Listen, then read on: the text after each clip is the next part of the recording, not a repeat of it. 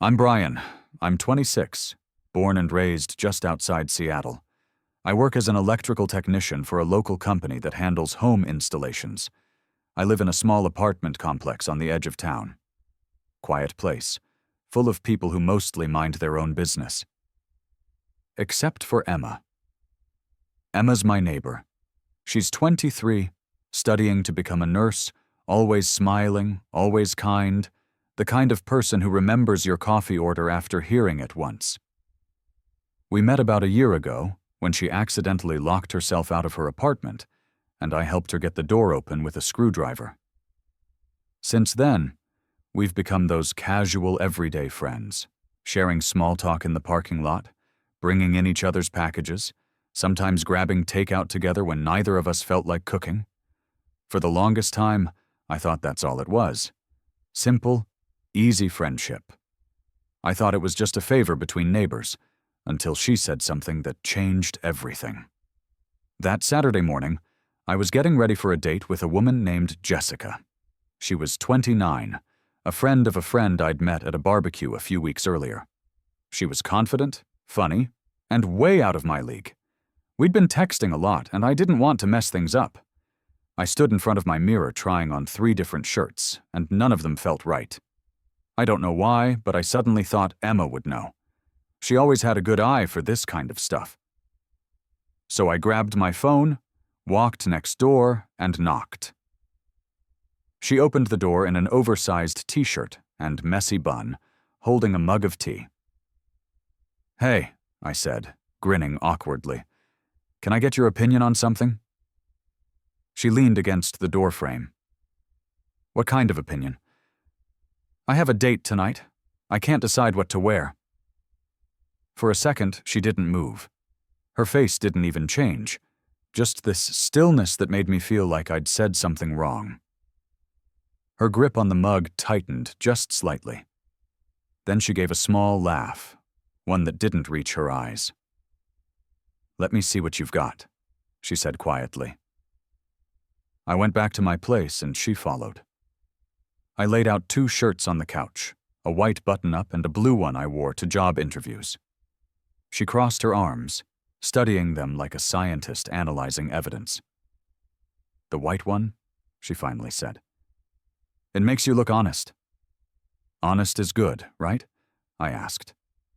She smiled faintly. "Depends who you're trying to impress." Something in her tone caught me off guard. There was this edge, not jealousy exactly, but something heavier. I turned to grab my jacket, and when I looked back, she was staring at the floor, her jaw tight. "Everything okay?" I asked. She looked up. Her eyes were shiny, like she'd been holding something in for too long. Then, out of nowhere, she said it. "You're blind," she whispered. "I'm in love with you." It hit me like a jolt of electricity. The room felt smaller, quieter. I opened my mouth, but no words came out. I just stood there, me, the guy with the date planned, and her, standing in the doorway looking terrified of what she'd just said.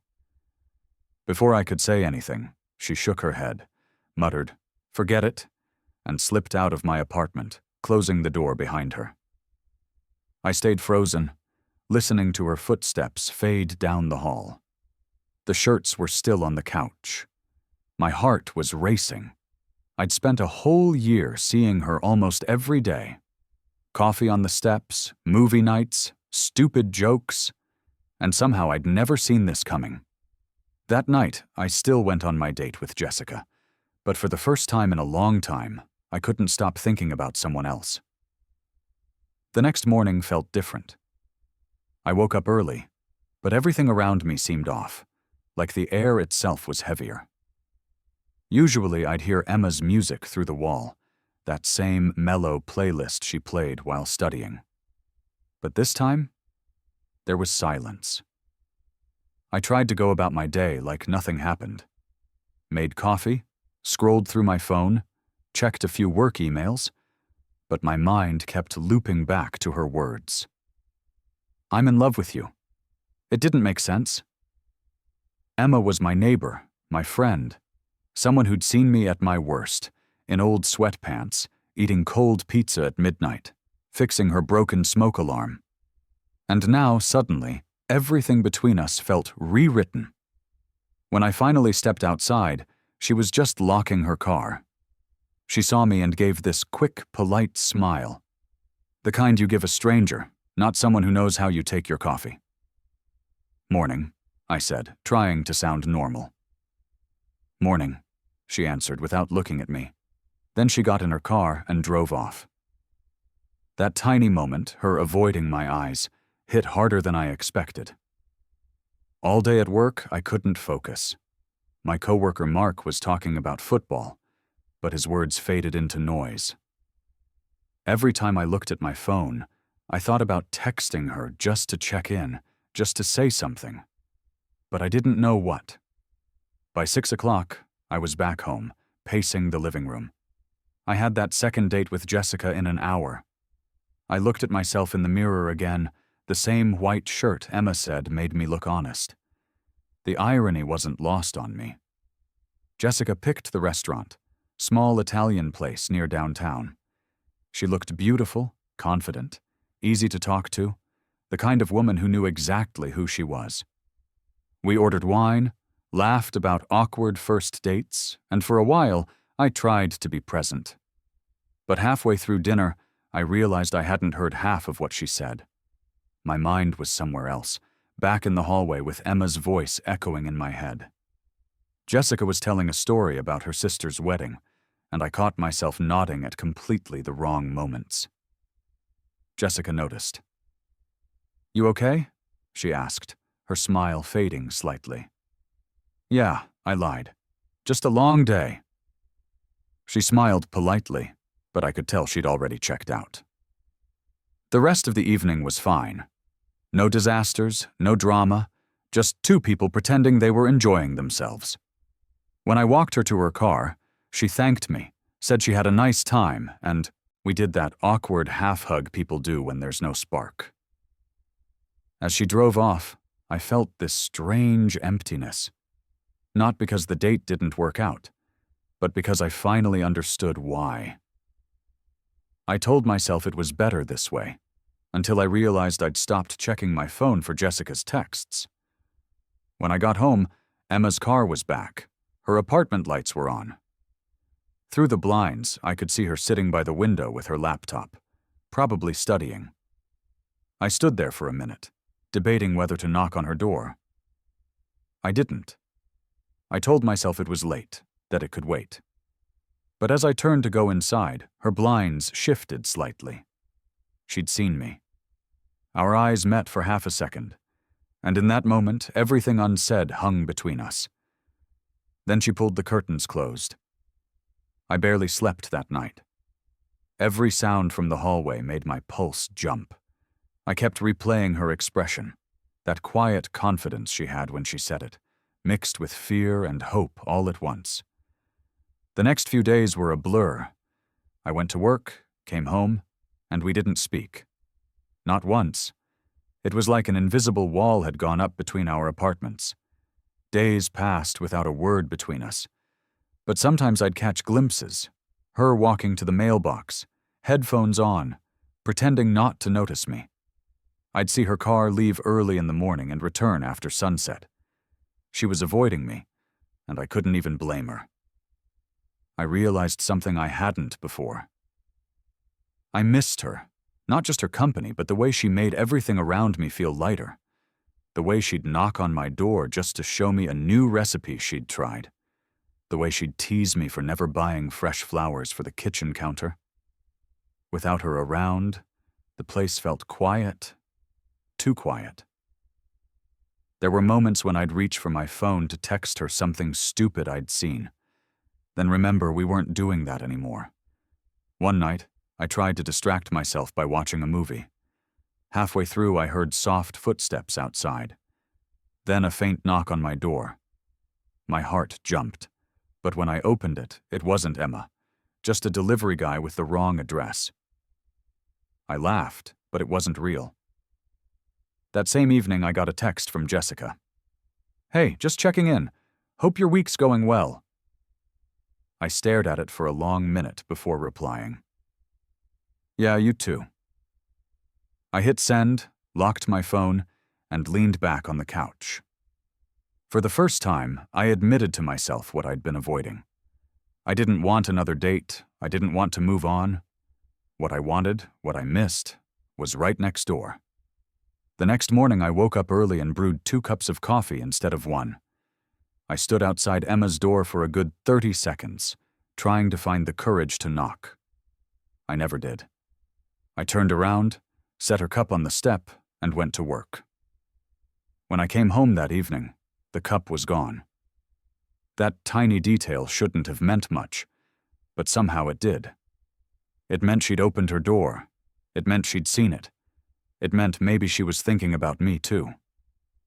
3 days passed, and we still hadn't spoken. The silence between our apartments was starting to feel like a third person living there, invisible but always present. I'd wake up, hear her footsteps through the wall, and freeze.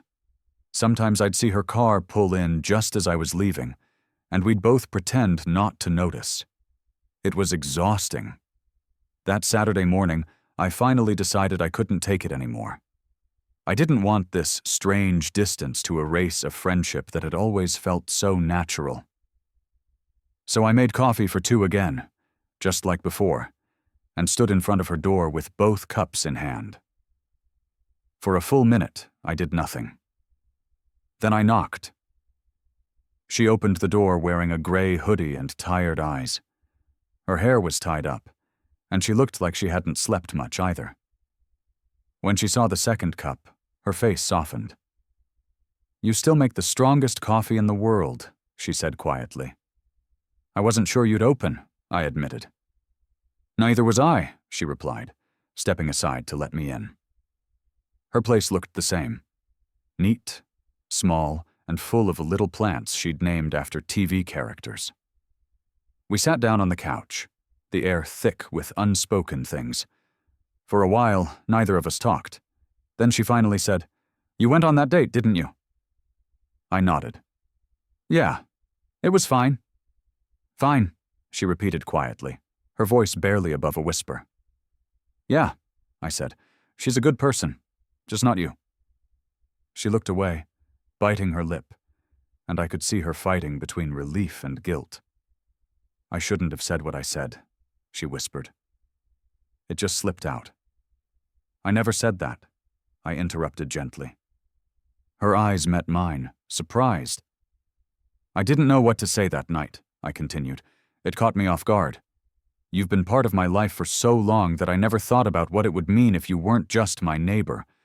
I never asked myself what you actually meant to me until you were gone." Emma smiled faintly. "And now? Now I can't stop thinking about it," I said. That made her laugh, nervous but genuine. She tucked her legs under her and said, "So what do we do now?" "I don't know," I said honestly. "Maybe start with a movie. Something normal, like old times." She looked at me for a second, then nodded. "Okay. But you're picking. If you choose something depressing, I'm leaving." We ended up watching an old comedy she used to quote all the time. It felt awkward at first, like 2 people pretending nothing had happened, but after 20 minutes, she started laughing again, the way she used to. Halfway through, she leaned her head on my shoulder just lightly.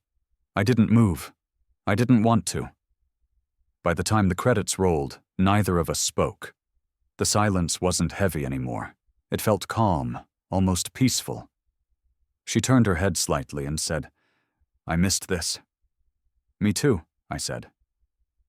She looked at me for a long second, her eyes softer than I'd ever seen them. "You don't have to decide anything right now," she said. "I just needed you to know how I feel." "That's all." I nodded slowly. "I'm glad you told me."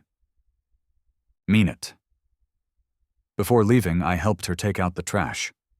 Something small and ordinary, but it somehow felt important.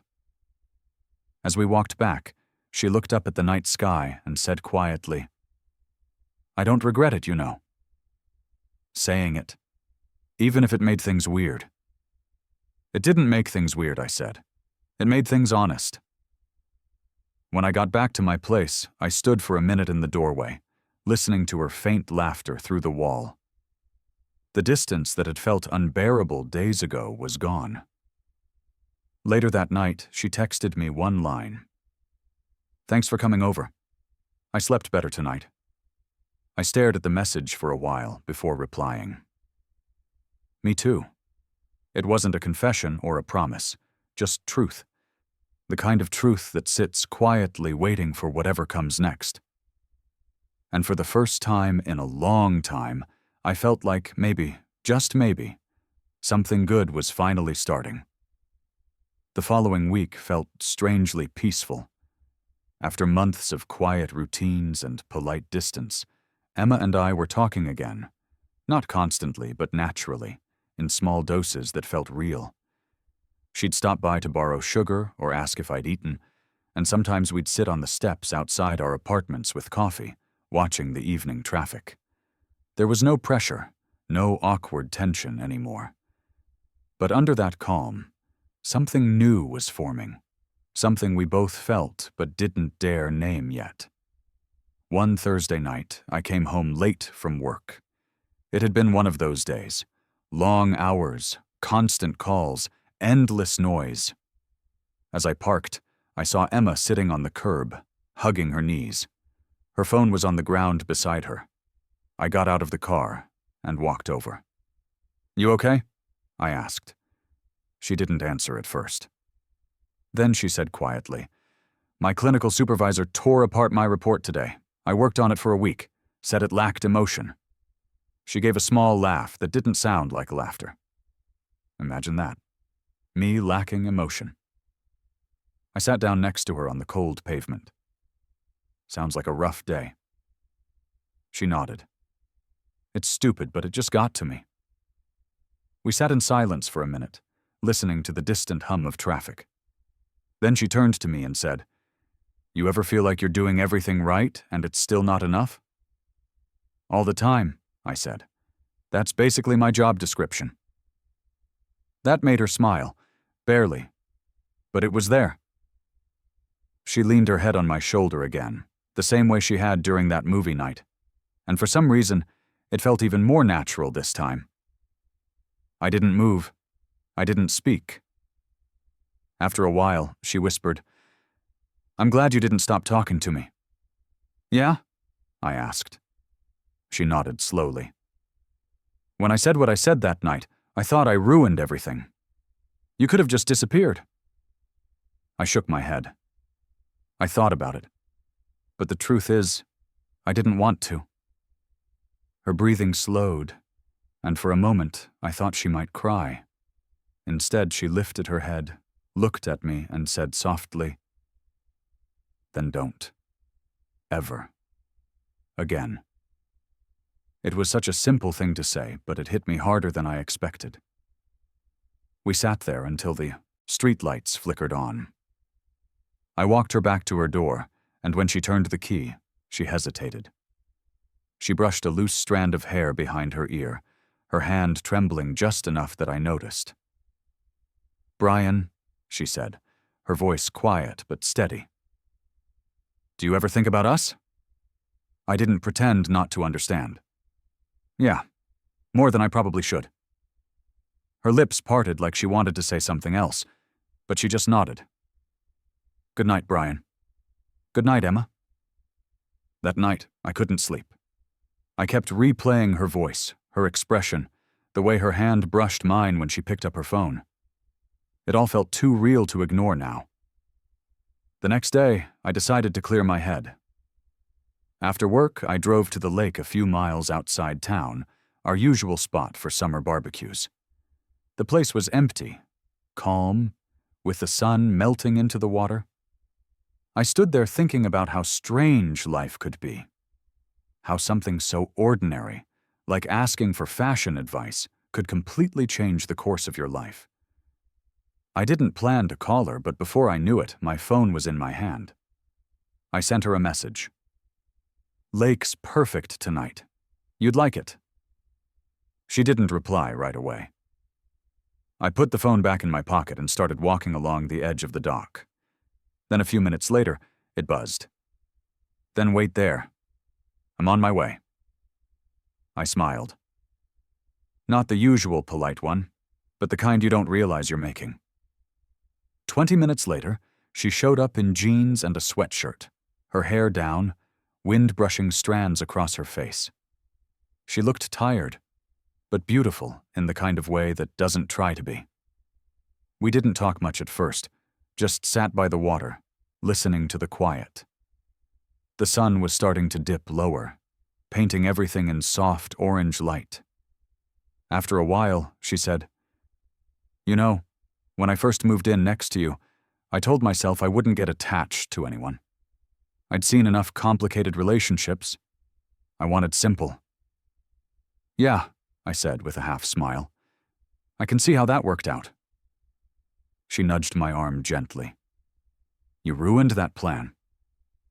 We both laughed, but the laughter faded into something softer. Then she turned to me, serious again. "I don't want to rush anything, but I don't want to pretend anymore either. You make me feel grounded, like I don't have to be perfect all the time." I looked at her, and in that second, everything I'd been avoiding suddenly made sense. "I don't want to pretend either," I said. We sat there for a long moment, the space between us feeling smaller. She reached for my hand, her fingertips brushing mine before lacing our fingers together. Her hand was warm, despite the evening chill. We didn't kiss. We didn't even move closer. We just sat there facing the water, holding hands, knowing we'd both finally said the things we'd been too afraid to admit. When I dropped her off later that night, she said something that stuck with me. "This feels right, doesn't it?" I nodded. "Yeah, it does." As she closed the door behind her, I realized it wasn't just about timing or circumstance. It was about finally seeing what had been in front of me all along. And for the first time in years, I didn't feel lost anymore. It's been 3 months since that night by the lake, the night everything changed without either of us needing to say the words we're together. We just knew. Life didn't turn into some perfect movie after that. There were awkward mornings, late texts, work stress, and the occasional misunderstanding. But it was real, and it was ours. Emma and I never made a big announcement to anyone. The people in our apartment building probably figured it out on their own, mostly because I started spending more time at her place than mine. My coffee mug slowly migrated into her kitchen. Her shampoo ended up in my shower. At some point, even our routines started blending together like they'd always belonged that way. It wasn't fireworks and dramatic kisses. It was quieter, deeper, like finding the missing rhythm you didn't know you needed. One Sunday morning, I woke up to sunlight spilling through her curtains. She was standing by the stove in one of my old shirts, making pancakes, her hair messy from sleep. I watched her for a while before saying anything. There was something peaceful about it, the kind of peace I hadn't felt in years. She turned around and laughed when she caught me staring. "What?" she said. "Nothing," I answered. "Just making sure this is real." She walked over, set the spatula down, and said, "It's real, Brian. You're just finally awake enough to see it." That line stayed with me the whole day. Later, we decided to drive out to that same lake. It had become our place now, not for heavy conversations anymore, but for breathing. We brought sandwiches, a blanket, and an old speaker that kept cutting out halfway through songs. She complained about it every time, but she never let me replace it. "It skips at the best moments," she'd say. "Makes them easier to remember." We sat by the water, our feet dangling off the dock. The air was warm, quiet except for birds and the faint hum of a boat in the distance. She rested her head on my shoulder and said, "You know, my mom asked if I'm seeing anyone." "Oh yeah?" I said. "What did you tell her?" Not just anyone, she said. She smiled. She's dying to meet you. I laughed. And that doesn't terrify you? It used to, she said. Now it just feels right. That was the thing about Emma. She never needed grand gestures. For her, love lived in the details. Morning coffee, grocery runs, shared playlists, late-night talks about nothing and everything. She wasn't the loud kind of person who filled a room. She was the quiet kind who made it feel like home. I thought about how everything had started. One simple question about what to wear for a date with someone else. And now here we were, building something that made sense in a world that rarely does. Do you ever think about how random it all was? I asked. Every day, she said. But maybe that's how the best things happen. Quietly, when you're busy looking somewhere else. I smiled. So this was your plan all along, huh? To sabotage my date? She laughed. If I said yes, would that make me the villain? No, I said, leaning closer. It'd make you honest. She looked at me for a long moment before whispering. Then yeah, maybe I did. That was the first time she said it out loud, not as a confession, but as a truth we both already knew. The sun started to set, painting the lake gold and orange. She reached for my hand again, laced her fingers through mine, and said, 3 months, huh? 3 months, I repeated. Feels like we've known each other forever. We have, she teased. You just weren't paying attention? We stayed until the light faded completely, not talking much, just existing. And for once, I didn't feel the need to plan what came next. When we got back home that night, she went straight to the kitchen to pour wine while I fed her cat. She handed me a glass and said, You realize you never went on another date after that night, right? Yeah, I said. Didn't have to? She smiled. Good answer. We toasted without words. Later, as we sat on the couch, her head on my chest, my arm around her, I thought about everything that had led to this. The silence, the confusion, the coffee cups left on the doorstep, the late-night messages. Every small thing that built the bridge between 2 apartments and 2 lonely people. That's how real love happens, I think. Not in grand gestures or perfect timing, but in quiet persistence. In 2 people choosing to stay when it would have been easier to walk away. Before she fell asleep, she mumbled something half-dreamed. I'm glad you asked me that question that day. What question? I asked. She smiled without opening her eyes. What to wear? I kissed the top of her head and whispered, Best question I ever asked.